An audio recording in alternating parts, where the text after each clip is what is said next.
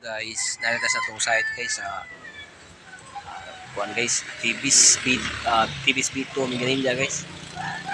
Mo na mga trabaho dire guys sa Forman Kugihan guys, sa akong kasulidos guys, ang pamangkin. Kaya guys, so na kompleto na tong columns guys, nag-trusses na punta. Siya guys. Renovation din siya guys. Total area sa building kay kuan siya guys, 6 meters by 8. Pamugas guys. Kuha na itong kuandre guys, side dre guys. May hapon, over mi gamay guys, bawi sa among mga gigukod nga mga adlaw guys, nga siguan. Guys, kompleto na guys atong trusses guys.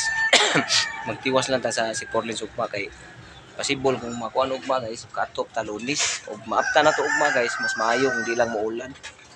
So guys, renovation na guys, guman bungkag ko ni diri guys.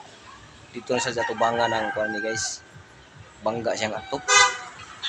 So guys, atong project diri sa Bito Minganilla, Sitio Tibis. So guys, kung kasulidos may ngapon